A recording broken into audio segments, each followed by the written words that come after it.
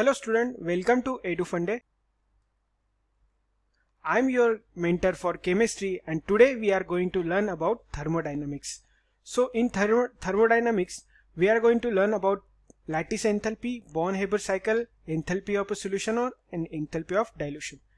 So lattice enthalpy क्या हो सकता है? If you consider a lattice, when you think about lattice, you get to know about NaCl, that is ionic compound NaCl. जब NaCl dissociate होगा in the enthalpy change that takes place when 1 mole of a solid ionic lattice form its gaseous ions. Let's say Na gaseous form में है plus Cl gaseous form में है, Cl minus Na plus ionic, and they are making NaCl का lattice in solid form. तो इस total reaction में जितनी enthalpy change होगी वो हम बोलेंगे लैटिस एंथैल्पी. ओके, तो और इसका रिवर्स में भी जाएंगे, that will be also a lattice enthalpy but its sign will be reverse. So for example we have considered the same here NaCl in solid form. इसका delta we are denoting lattice enthalpy by delta Le H naught. So it is in -788 kilojoule per mole. मतलब ये NaCl का solid form करने के लिए हमको energy उतनी उस सिस्टम से निकालनी पड़ेगी. ओके, अगर सिस्टम से एनर्जी जा रही है तो मतलब it will be shown by negative. तो यहाँ पे क्या होगा, NaCl मेरा उसकी टोटल ओवरऑल एनर्जी कितनी होगी, कम हो जाएगी. It will be stable then Na plus ion और Cl माइनस आयन, इसलिए उसने इतनी एनर्जी रिलीज कर दी. तो ये रिएक्शन क्या होगी, ये रिएक्शन मेरी एक्सोथर्मिक होगी. और हम लैटिस एंथैल्पी हमेशा एक्सोथर्मिकली डिनोट करते हैं क्योंकि हम ये NaCl इसको हम या ऐसे भी डिनोट कर सकते हैं Na plus plus Cl minus, जिसमें मेरा डेल्टा Le इन H ये पॉजिटिव होगा. तो ये क्या होगा, एंडोथर्मिक रिएक्शन होगा क्योंकि हमें इसको डिसोसिएट करना है. बट हम जनरली जो स्टैंडर्ड लैटिस एंथैल्पी डिनोट करते हैं we are denoting it with exothermically. So हम ये ऐसे डिनोट करेंगे. तो the more closely packed ion the more will be the exothermic that reaction. Okay, मतलब जितना ज्यादा वो क्लोज पैक आयन बनाएगा उतनी ज्यादा एनर्जी वो रिलीज करेगा. कोई भी जो आयनिक कंपाउंड बनेगा अगर वो जितना ज्यादा क्लोज पैक आयन बनाएगा मतलब वो उतना ज्यादा स्टेबल होगा, मतलब उतनी ज्यादा एनर्जी, उतनी ज्यादा enthalpy it will release. So it will have more exothermic reaction, more negative. Okay, so it will depend on the stability of the forming compound on the ionic packing structure of the close ions. Okay, so ये बात आपको समझ में आ गई. Then अपन देखेंगे इसके बाद born-Haber cycle. तो ये जो लैटिस एंथैल्पी जो मेरी थी, ठीक है, ये जो लैटिस एंथैल्पी थी ये प्रैक्टिकली कैलकुलेट करना डिफिकल्ट है. तो हम ये कैलकुलेट करते हैं थ्रू बॉर्न-हाइबर साइकिल. तो बॉर्न-हाइबर साइकिल देखने से पहले हम ये देख लेते हैं delta lattice H, it is my what, lattice enthalpy. और एक दूसरा रहता है delta H formation, formation enthalpy of formation. Okay, तो ये एंथैल्पी ऑफ फॉर्मेशन क्या होता है, forming the compound NaCl from its constituent which is more stable form of that element. अभी मतलब Na और Cl माइनस के कंस्टिट्यूएंट, इसके मोर स्टेबल फॉर्म से जो कंपाउंड बनता है उसमें जो एंथैल्पी चेंज होती है that is called enthalpy of formation. ठीक है, तो अभी Na का मोस्ट स्टेबल फॉर्म कौन सा है, Na का सॉलिड प्लस Cl का गैसियस फॉर्म सबसे ज्यादा स्टेबल है. ठीक है, तो Cl2 हाफ. ठीक है, तो ये मेरा बनेगा एंथैल्पी ऑफ फॉर्मेशन. तो इसको हम बोलते हैं एंथैल्पी ऑफ फॉर्मेशन. और एंथैल्पी ऑफ लैटिस क्या रहता है, Na plus in gaseous form plus Cl minus in gaseous form.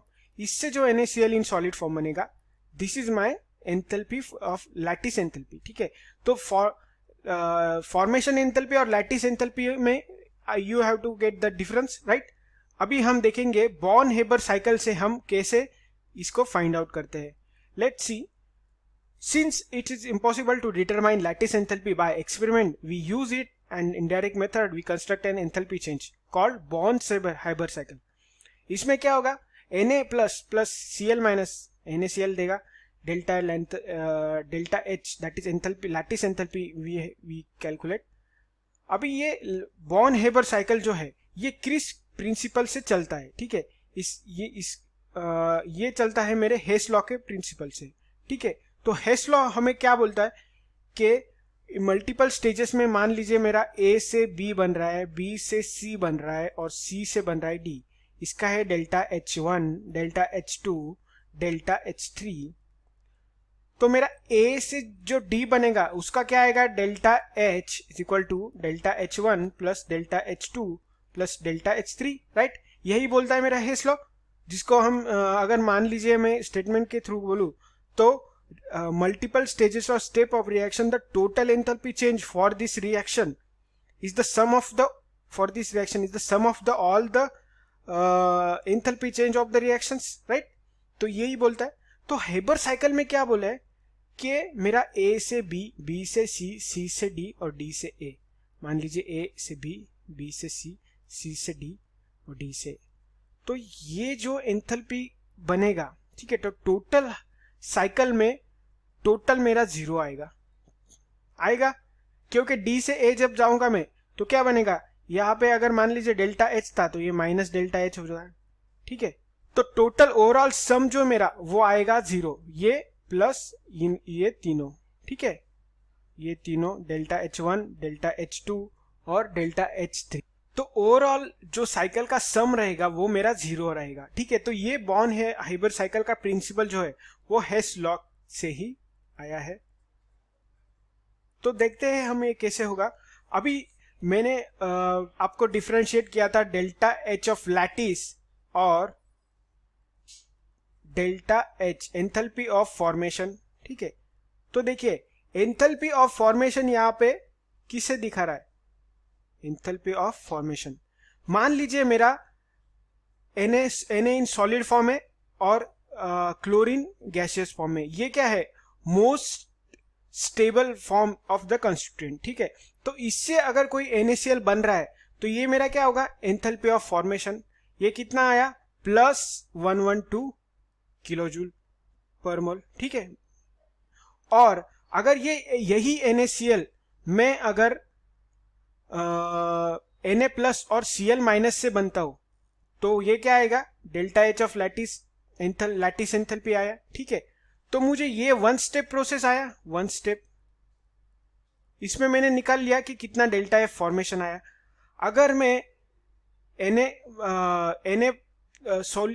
In solid form plus chlorine gaseous form को इसमें कन्वर्ट करता हूं और फिर इसको इसमें कन्वर्ट करता हूं, ठीक है, तो delta of lattice H plus total heat या टोटल एंथैल्पी इस वाले स्ट्रक्चर से इस वाले इसमें जाने के लिए जितनी लगेगी विल बी इक्वल, ये डेल्टा H अगर मैंने कंसीडर कर ली, ये मैंने डेल्टा H कंसीडर कर ली, ठीक है। तो ये टोटल कितनी होगी, इतनी होगी जितनी मेरी ये फॉर्म से टोटल NaCl में जाने को लग गई। तो ये मैं लिख सकता हूं डेल्टा H ऑफ फॉर्मेशन, ठीक है। तो इससे मैं क्या निकाल सकता हूं, इससे मैं निकाल सकता हूं डेल्टा H ऑफ लैटिस, मुझे डेल्टा H निकाल सकता हूं मैं अलग अलग रिएक्शंस, अलग अलग प्रोसेसेस से। ये थ्रू सोडियम आयन बन रहा है, सोडियम सॉलिड से इन गैसियस फॉर्म और क्लोरीन इन गैसियस फॉर्म के मॉलिक्यूल से, chlorine minus ion gaseous form के मॉलिक्यूल से, ठीक है। तो मैं डेल्टा H कैसे निकालूंगा, ठीक है। तो देखो पहले तो मेरा सोडियम इन सॉलिड फॉर्म है यहाँ पे और क्लोरीन गैसियस फॉर्म है, तो मैं सोडियम को सॉलिड फॉर्म को मैं करूंगा गैसियस फॉर्म में, तो मैं सब्लिमेट करूंगा उसको।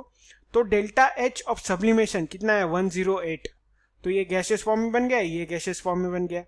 अभी Na को मैं आयनाइज करूंगा Na प्लस में, तो आयनाइजेशन एंथैल्पी लगानी पड़ेगी मुझे, ये आई 495, ठीक है। उसके बाद क्लोरीन गैस को भी मुझे डिसोसिएट करना पड़ेगा क्योंकि ये एक मॉलिक्यूल है, तो इसको मेरे को एक एटम बनाना पड़ेगा। तो Cl2 को हाफ है ये, ठीक है।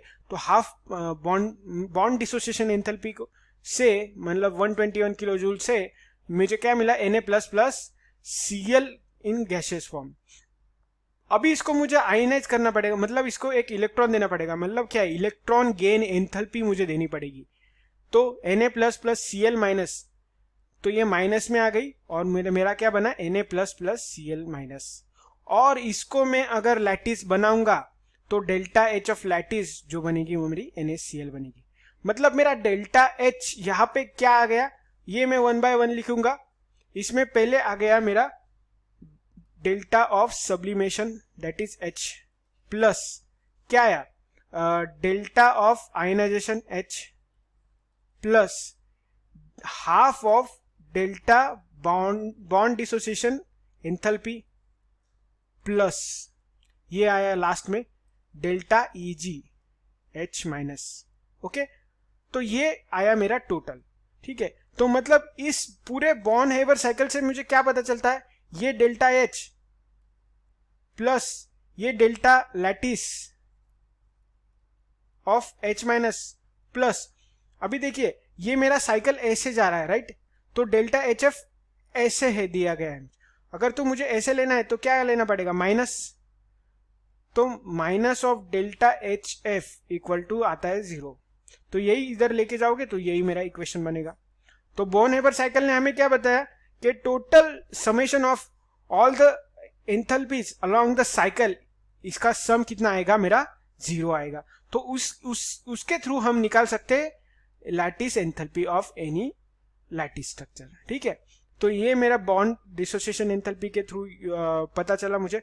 तो अगर आप इन सब का समेशन करोगे इन सब का, तो that then it will come out to be 411.2 kilo joule per mole. और यही माइनस प्लस यही सॉरी ये भी प्लस ही आएगा, इसको आप जब इस डायरेक्शन में लोगे तो -411 किलो जूल आएगा। ठीक है, तो this is the Born Haber cycle और उसका यूज होता है हेस लॉ के through delta lattice enthalpy find out करने के लिए। अभी हम देखेंगे standard molar enthalpy of formation. मैंने अभी बताया था आपको स्टैंडर्ड एंथैल्पी मोलर फॉर्मेशन क्या होता है, डेल्टा HF। ठीक है, अगर ये 1 मोल के रिस्पेक्ट में बात हो जाए तो उसे हम बोलेंगे standard molar enthalpy of formation, जिसको बोलते हैं कि the standard enthalpy change for the formation of 1 mole of a compound from its element in their stable state. Okay, तो स्टेबल स्टेट में जो बनता है, स्टेबल स्टेट से जो बनता है, that is my called standard molar enthalpy of formation. Okay, अभी हम देखेंगे एंथैल्पी ऑफ सॉल्यूशन। ठीक है, तो solution, the enthalpy change that takes place when 1 mole of a solute dissolves in a solvent to form an infinitely dilute solution। ठीक है, अभी मेरा solution क्या है, enthalpy of solution मुझे देखना है। ठीक है, enthalpy of solution जिसको हम दिखाते हैं solute H नॉट। ठीक है, इससे डिनोट करते हैं। अभी क्या होता है solution में, मेरा क्या होता है solute और रहता है solvent। ठीक है, तो ये 1 मोल solute सॉल्वेंट में डिसॉल्व होने के लिए जितनी एंथैल्पी चेंज हुई, that is called enthalpy of solution. ठीक है, it is not talking about solvent, it is talking about solute. ठीक है, जब सोल्यूट की जनरली बात होती है तो उसको बोलेंगे हम सोल्यूशन। ठीक है, NaCl इन एक्वास फॉर्म, देखिए मान लीजिए NaCl का आयनिक क्रिस्टल है जिसको हमने वाटर में डाला, तो जब ये डिसोसिएट होके NaCl एक्वास फॉर्म में बनेगा तो इट विल जो भी एनर्जी एंथैल्पी चेंज होगा उसको बोलेंगे हम एंथैल्पी ऑफ सॉल्यूशन। अभी ये पॉजिटिव में आया है, इसका मतलब क्या है, मतलब हमें एनर्जी देनी पड़ी to dissolve this NaCl into the liquid form. ठीक है, तो where delta is denoted as enthalpy of solution. Delta solution H that is enthalpy of solution can be exothermic, endothermic. जब हमें एनर्जी देनी पड़ी तो उसको हम बोलेंगे एंडोथर्मिक, जब एनर्जी रिलीज होगी वो सॉल्यूशन में तो हम बोलेंगे exothermic. So enthalpy of a solution is a sum of 2 imaginary steps, that is reverse of lattice enthalpy and hydration and the hydration enthalpy. ठीक है, अभी हम सब भूल जाते हैं सब चीजें। देखिए मेरा अगर NaCl है, ठीक है, उसको डिसॉल्व होना है किसमें, सॉल्यूशन में। पानी है मेरा सॉल्यूशन मान लीजिए, तो इसको पहले क्या बनना पड़ेगा, इसको पहले आयंस बनाने पड़ेंगे NaCl और Cl माइनस के, ठीक है।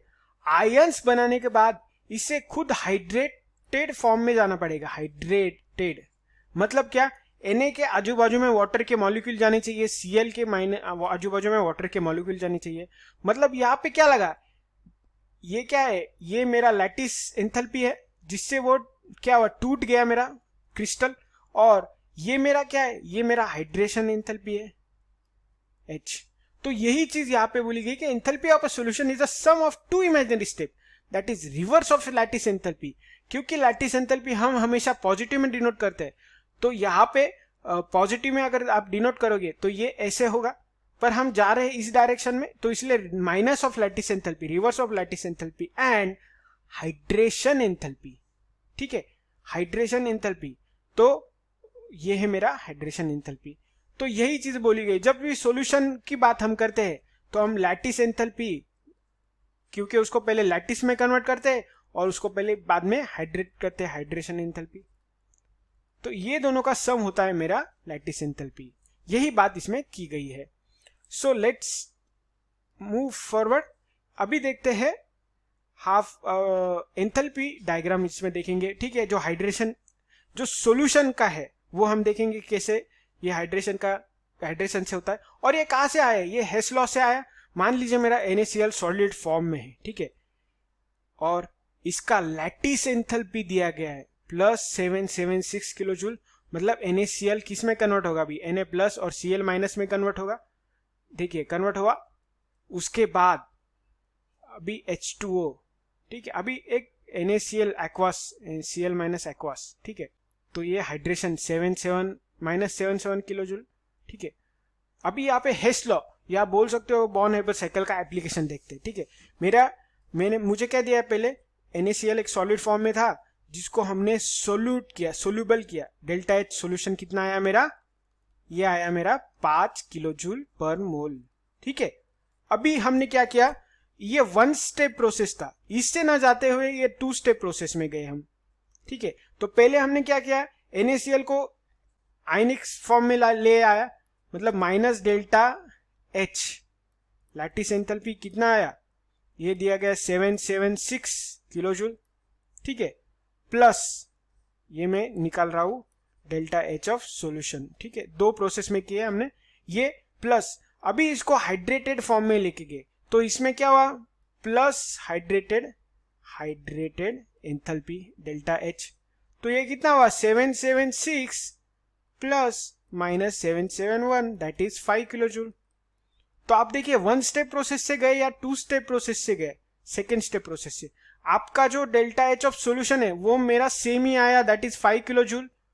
तो हमने यहाँ पे भी प्रूव कर दिया है हेस लॉ का, और बॉर्न हेबर साइकिल भी अगर आप लाओगे तो टोटल ओवरऑल इस साइकिल में आपका समेशन 0 आ जाएगा, क्योंकि आप इस डायरेक्शन में जा रहे हो इसलिए 5 आ रहा है, अगर इस डायरेक्शन में आओगे तो -5 आएगा, ठीक है। तो ये है मेरा enthalpy diagram in solution form, मतलब एंथैल्पी ऑफ सॉल्यूशन आप बोल सकते हो, ठीक है। उसके बाद देखिए यही हमने यहाँ पे प्रूव किया है, एनायन प्लस कैटायन। उसके बाद 75 kilo joule per mole inverse.